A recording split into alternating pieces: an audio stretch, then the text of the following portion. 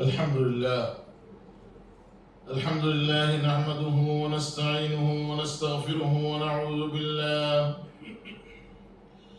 ونعوذ بالله من شرور أنفسنا ومن سيئات أعمالنا. من يهده الله فلا مضل له ومن يضلله فلا هادي له، ونشهد أن لا إله إلا الله وحده لا شريك له، ونشهد أن سيدنا ومولانا محمدا عبده ورسوله. أما بعد فقد قال الله تعالى في كلامه المجيد وفي فرقانه الحميد: أعوذ بالله من الشيطان الرجيم. بسم الله الرحمن الرحيم. قل إن كنتم تحبون الله فاتبعوني يحببكم الله ويغفر لكم ذنوبكم، والله غفور رحيم. وقال تعالى في آية أخرى في شأن حبيبه ونبيه آمرا ومخبرا: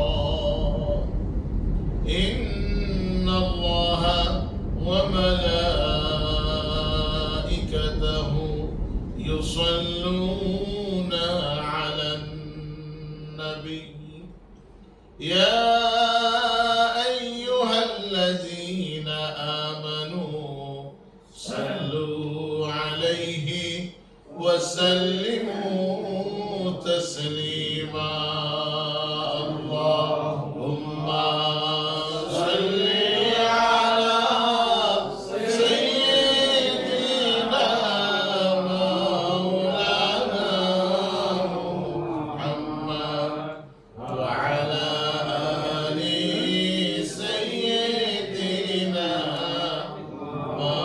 مولانا محمد. اللهم صل على سيدنا مولانا محمد وعلى آل سيدنا مولانا محمد.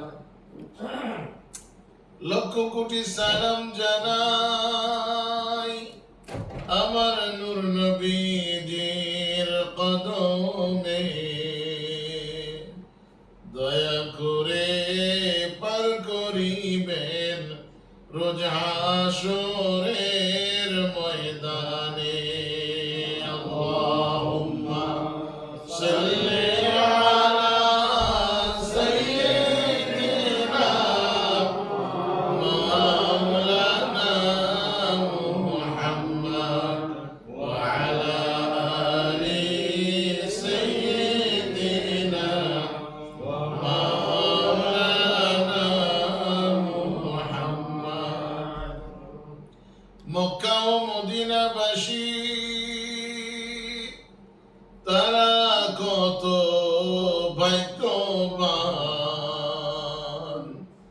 আমার নূর নবীজির নূর দেখিয়া কত কাফের মুসলমান। আল্লাহুম্মা সাল্লি আলা সাইয়্যিদিনা মাওলানা মুহাম্মদ ওয়া আলা আলি সাইয়্যিদিনা مولانا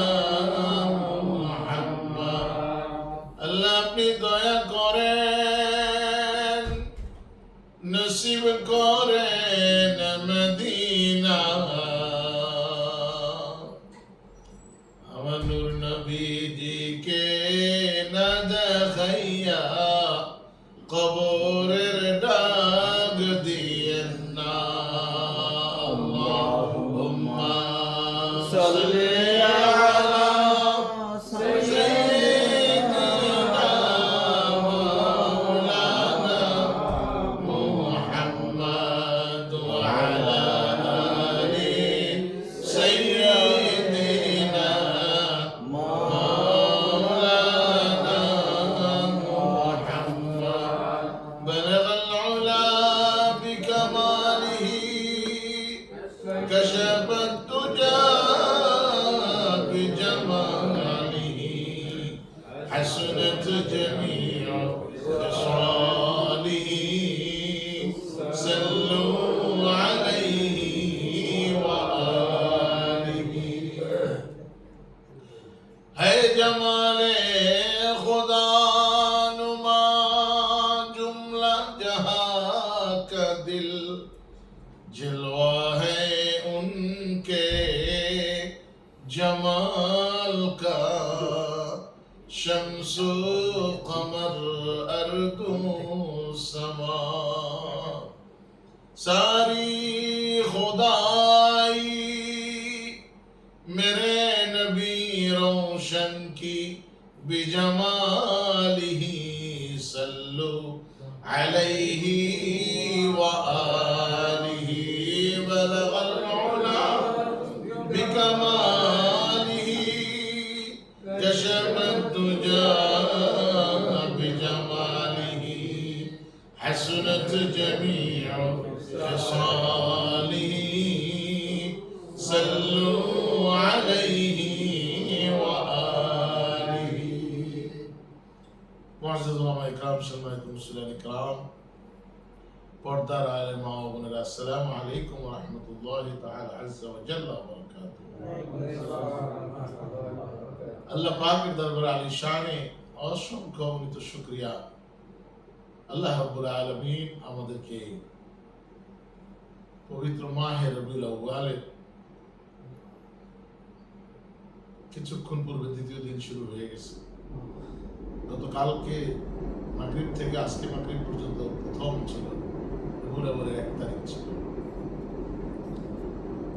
তো সূর্যাস্তের সাথে সাথে আবার দ্বিতীয় দিন শুরু হয়ে গেছে, আগামীকাল সূর্যাস্ত পর্যন্ত। তো এই মাহে রবিউল আউয়াল পালন করাটা এটা আমার আল্লাহ পাকের সুন্নাত, বলেন সুবহানাল্লাহ। নবীর মিলাদুন নবী মিলাদ পালন করেছেন আমরা আল্লাহ রাব্বুল আলামিন, বলেন সুবহানাল্লাহ। নবীর মিলাদ পালন করেছেন সব নবী রাসূল, 1 লক্ষ, 1.5 লক্ষ, 2 লক্ষ, 3 লক্ষ, একটা সংখ্যা আমরা জানি যে 1,36,000 পয়গম্বর, 24,000, কেউ 3,36,000 পর্যন্ত বলে থাকে। নাম জানা না জানা আল্লাহ পয়গম্বর নবী রাসূল যাদেরকে আল্লাহ প্রেরণ করেছেন, বলেন সুবহানাল্লাহ। আমার নবীর সানা সিফাত ছাড়া কারো নবুয়তি টিকে নাই, বলেন সুবহানাল্লাহ। যিনি আসছেন তিনি আমার নবীর সানা সিফাত পেয়েছেন। হযরত ঈসা রূহুল্লাহ আলাইহিস সালাতু ওয়াস সালাম তিনি যখন আসছেন, কোরআনে পাকে আল্লাহ পাক ঈসা আলাইহিস সালামের ঘোষণাটা কোরআনের মধ্যে উল্লেখ করেছেন, ইয়াতি মিন বা'দ ইসমুহু আহমদ, আমার পরে যিনি নবী আসতেছেন তিনি নবী আখিরুজ জামান, নবী মুরসাল, ইমামুল আম্বিয়া, ইমামুল মুরসালিন, খাতামুন নবিয়্যিন, আহমদ মুস্তাফা, মুহাম্মদ মুস্তাফা, আহমদ মুস্তাফা, মুহাম্মদ মুস্তাফা সাল্লাল্লাহু তাআলা আলাইহি ওয়া আলিহি ওয়াসাল্লাম তিনি আসবেন। হযরত ঈসা রূহুল্লাহ আলাইহিস সালাতু ওয়াস সালামের পর থেকে, ওনার আগমন থেকে ওনার ইন্তেকাল থেকে, ইন্তেকাল তো ওনার তো ইন্তেকাল নাই, উনি তো জীবিত এখনো, ওনাকে আল্লাহ উঠায় নিয়েছেন। অনেকে মনে করেন ইন্তেকাল করছেন, ইন্তেকাল করেননি, উনি এখন আসমানে জিন্দা রয়েছেন, বলেন সুবহানাল্লাহ। এবং কিয়ামতের আগে ওনাকে আল্লাহ রাব্বুল আলামিন আবার দুনিয়াতে প্রেরণ করবেন। তিনি দোয়া করেছিলেন, আল্লাহ আমাকে যদি তুমি নবী না বানাইয়া, তুমি যদি আখিরি নবী উম্মত হিসেবে বানাইয়া, তাহলে আমি খুশি হইতাম। আমরা মিলাদের কাছে তো বলি না, নবী না হয়ে দুনিয়ার, না হয়ে ফেরেশতা খোদা হয়েছি উম্মত আপনার, তারপরে শুকুর হাজার বার, লাখো বার, কোটি বার, বলেন সুবহানাল্লাহ। তো ঈসা আলাইহিস সালামের এই দোয়া আল্লাহ পাক কবুল করে নিয়েছেন, বলেন সুবহানাল্লাহ। অন্যান্য সব নবী রাসূলরা আর নবী আখিরুজ জামান আহমদ মুস্তাফা মুহাম্মদ মুস্তাফা সাল্লাল্লাহু তাআলা আলাইহি ওয়া সাল্লামের উম্মত হিসেবে আসতে চেয়েছিলেন, কিন্তু আল্লাহ পাক সবারটা কবুল করেন না। ঈসা আলাইহিস সালামটা কবুল করেছেন, বলেন সুবহানাল্লাহ। কিন্তু আল্লাহ পাক বলেছেন সবার নেতৃত্বে আমার বন্ধু হাবিবুল্লাহ তিনি থাকবেন, বলেন সুবহানাল্লাহ। এই জন্য ইমামুল মুরসালিন আমরা বলি না, ইমামুল মুরসালিন, ইমামুল আম্বিয়া কেন বলি? যখন মেরাজে গিয়েছিলেন, যাওয়ার পথে বাইতুল মুকদ্দাসে তিনি সব নবী রাসূলদের ইমামতি তিনি করেছেন, বলেন সুবহানাল্লাহ। আল্লাহ পাক জিবরিল আমিন ফেরেশতার মাধ্যমে রাসূল পাক সাল্লাল্লাহু আলাইহি ওয়াসাল্লামকে যখন সেখানে নিয়ে গেলেন, প্রতিমধ্যে বাইতুল মুকদ্দাসে প্রথম গেলেন, সেখানে গিয়া সবাই রেডি, এখন তিনি মানে নামাজ পড়বে। এখন নামাজের মধ্যে যখন ইমাম সাহেব দাঁড়ায়, তখন কিন্তু ডান দিকে তাকায়, বাম দিকে তাকায়, কেন? এটা সুন্নাত, বলেন সুবহানাল্লাহ। পিছনের দিকে তাকায়। এখন তো আমল আখলাকের বালাই নাই, ইমামের পিছনে দাঁড়ানোর জন্য সবাই যে হ্যাঁ ইমামের পিছনে দাঁড়ানোর জন্য হুড়াহুড়ি লাগায়। দাঁড়িয়ে নাই এই লোকটাও যে ইমামের পিছনে দাঁড়ায়, ঠিক কিনা? কিন্তু ইমামের পিছনে দাঁড়াবে কি? ফতুয়া বলে কি? ফতুয়ার কিতাব বলে যে ইমামের পিছনে তাকওয়া পরহেজগারি অবলম্বন করা জানলে ওয়ালা যারা, তারা ইক্তেদা করবে। কেন? তারা একেবারে ইমামের পিছনে দাঁড়াবে। হ্যাঁ, মুয়াজ্জিন শব্দ আসেনি, মুয়াজ্জিন শব্দ তাকওয়া পরহেজগারি ছাড়া না, কিন্তু অন্যান্য মুসল্লিদের মধ্যেও ইমামের পিছনে দাঁড়াবে যার আমল আখলাক ঠিক রয়েছে, আপনার ইমামতি করার যোগ্যতা রয়েছে, এমন মানুষ ইমামের পিছনে দাঁড়াবে। যে এখন যাতে ইমাম সাহেবের ওযু যদি ছুটে যায় বা মাসবুক হয়ে যায়, নামাজ যদি আপনার তার কোনো প্রবলেম হয়ে যায়, তো তখন ইমাম সাহেব পিছনে তাকে দেখবেন যে কি আছে যোগ্য ব্যক্তি। আর একজন আপনার প্যান্ট শার্ট পরেন না, তারই কমান্ডার লোক থাকলেও তার নিয়ে ইমামতি দেওয়া যাবে, কিন্তু ফাসেক। যদি কেউ না থাকে সেক্ষেত্রে এরকম দেওয়া যাইতে পারে, কিন্তু যদি থাকে তাহলে তাকে আগে দিতে হবে, অগ্রাধিকার, বলেন সুবহানাল্লাহ। তো আমরা বজুকুল্লাহ আল্লাহর রাসূল গৌসে মধুপুরী রাহমাতুল্লাহ আলাইহি, তিনি একদিন এই ঘটনাটা বলছিলেন ঐতিহাসিক পাটুরটুলি জামে মসজিদে। এরপরে কয়েকজন এই ওয়াজের মাধ্যমে দাঁড়িয়ে রেখে বলছে, আলহামদুলিল্লাহ।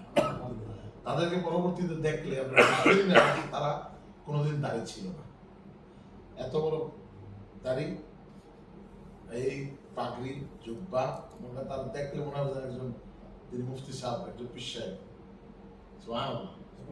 আমল से जिंदगी बनती है, জান্নাত भी জাহান্নাম भी। আমলের দ্বারা জিন্দেগি গঠন হয়, ভালো আমলের দ্বারা জান্নাত গঠন হয়, খারাপ আমলের দ্বারা জাহান্নাম তার জন্য ওয়াজিব নয়। তো এই জন্য আমাদেরকে ওইভাবে আমলের দিকে তাকিদ দিতে হবে। কোরআনে পাক থেকে যে আয়াত কারিমা আমি তেলাওয়াত করেছি সবকিছুর মূলে হলো নবীর মুহাব্বত। বলেন সুবহানাল্লাহ। নবীর মুহাব্বত আছে, সবকিছু আছে। নবীর মুহাব্বত নাই, কিছু নাই। নবীর মুহাব্বতের নাম হচ্ছে ঈমান। বলেন সুবহানাল্লাহ। নবীর মুহাব্বতের নাম কি? ঈমান। ঈমান। হ্যাঁ, আল্লাহ হাবিব সাল্লাল্লাহু আলাইহি ওয়াসাল্লামকে দিয়ে আল্লাহ পাক বলাচ্ছেন যে কুল, আপনি বলুন,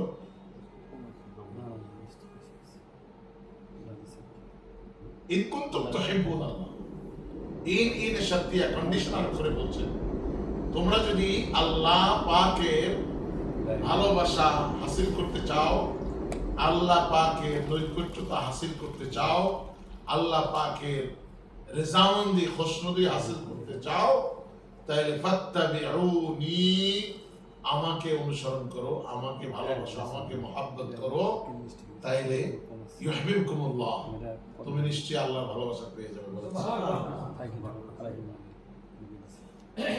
তাইলে প্রথম শর্ত হলো রাসূল পাক সাল্লাল্লাহু আলাইহি ওয়াসাল্লামের অনুসরণ, রাসূল পাক সাল্লাল্লাহু আলাইহি ওয়াসাল্লামের অনুকরণ।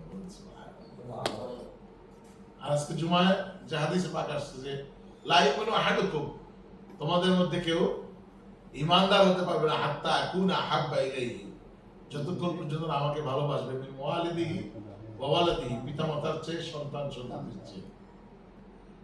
পিতামাতাকে আমরা বেশি ভালোবাসি, কি বলে ঠিক কিনা? যখন আবার সন্তান হয়ে যায় তখন সন্তানের প্রতি মায়াটা ওদিক থেকে কিছু ডাইভার্ট হয়ে দিকে চলে যায়, কি ঠিক কিনা? হ্যাঁ, আদতে কিন্তু এটা হওয়া উচিত না। আদতে পিতামাতার আদব, পিতামাতার সম্মান সর্বোচ্চ পর্যায়ে থাকবে। এই জন্য পিতামাতাকে যাকাতের টাকা দিয়ে আপনি খরচ দিতে পারবেন না, জায়েজ নাই। আপনি তো বাঙালি, না বুঝতে পারছেন তো? তো বিদেশে লাগে আপনার। তো পিতামাতাকে যাকাতের টাকা দিয়া দেওয়া যাবে। অনেকে ভরণ পোষণের যাকাতের টাকা দিয়ে পিতামাতাকে দেয়, জায়েজ নেই, হারাম। নিজে কামাই করে নিজের অংশ থেকে নিজে যেরকম কষ্ট করে হলেও চলতে হয়, খাইতে হয়, পিতামাতাকে ওইভাবেই আপনার করতে হবে, যাকাতের টাকা দিয়ে দিতে হবে না। দুই তবকা, উপরের তবকা আর নিচের তবকা। পিতামাতাকে যাকাতের টাকা দিতে হবে না, সন্তান সন্ততিকে যাকাতের টাকা দিতে হবে না। হ্যাঁ, ভাই বোনকে দেওয়া যাবে সাইডে। ভাই খারাপ অবস্থা আছে, আপনি না বলে তাকে যাকাত দিলেন। বোন খারাপ অবস্থা আছে, না বলে তারা যাকাত দিলেন। যদি বলেন যে তোমার যাকাতের টাকা দিয়ে দিলাম, তার মনে কষ্ট আসবে, একটা বরদোয়া চলে আসবে আপনার জন্য। আমার ছোট ভাই বা বড় ভাই আমার এই যাকাতের টাকা দিয়ে দিল, তাও বলে দিল। আপনি দিবেন, আপনি জানেন, আর জানবে কে? আল্লাহ। আল্লাহ, সুবহানাল্লাহ। তো আল্লাহ পাক আপনার আমার মনের খবর জানেন। আজকে ঈদ মিলাদুন নবী সাল্লাল্লাহু আলাইহি ওয়াসাল্লাম শুধু আমেরিকায় আমরা পালন করতেছি তা না, সারা পৃথিবীতে ঈদ মিলাদুন নবী সাল্লাল্লাহু আলাইহি ওয়াসাল্লাম পালন করে। কোন জায়গায় মাস ব্যাপী ঈদ মিলাদুন নবী পালন করে। আমরা 12 দিন ব্যাপী করি, তাই অনেকে মনে করেন 12 দিন ব্যাপী ঈদ মিলাদুন নবী সাল্লাল্লাহু আলাইহি ওয়াসাল্লাম মানুষের কাজ নেই। একজন সেদিন জিজ্ঞেস করলাম, কই এটা কি হুজুর, মানে সে ঈদ মিলাদুন নবী কি জিনিস এটাই বোঝে না, কপাল পরা মুসলমান। আর আমরা যারা এই প্রবাসে আছি, আমেরিকা, লন্ডন, এই 1-2 জেনারেশন পর্যন্ত তো আমরা ঠিক থাকি। এরপর 3rd জেনারেশন, 4th জেনারেশন যে বাংলাও বলতে পারে না, তারপরে এই ইসলামী রুসুমাত এগুলো ঠিক মতো বুঝতেই পারে না, বোঝেও না, আর ওইভাবে চলেও না। সেদিন একজনের সাথে আপনার কথা হলো, মেয়ে বিবাহ হচ্ছে, তো বলে না মেয়ে, মেয়ে কি খবর, অনেকদিন পর দেখা হলো তো, তারপরে বিবাহ দেন নেই, এখন কাচু মাচু করে, আমি কেউ কি ব্যাপার, মেয়ে বিবাহ করছে নাকি আপনি করাইছেন, আপনি দিয়েছেন, বলেন কি খ্রিস্টানের হাতে চলে গেছে মেয়ে? হাউ হাউ করে কাঁদতে দিচ্ছে, হাউ হাউ করে কাঁদতে দিচ্ছে, মেয়েটা চলে গেছে। কি হয়েছে? কয় একটা ছেলের সাথে তার সম্পর্ক হয়েছে, সেই ছেলের সাথে সেই করছে, বাচ্চা কাচ্চা হয়ে গেছে। তার মানে এই জেনারেশন শেষ, মুসলমানিত্ব শেষ। আপনি ধৈর্য আটকায় কতক্ষণ রাখবেন?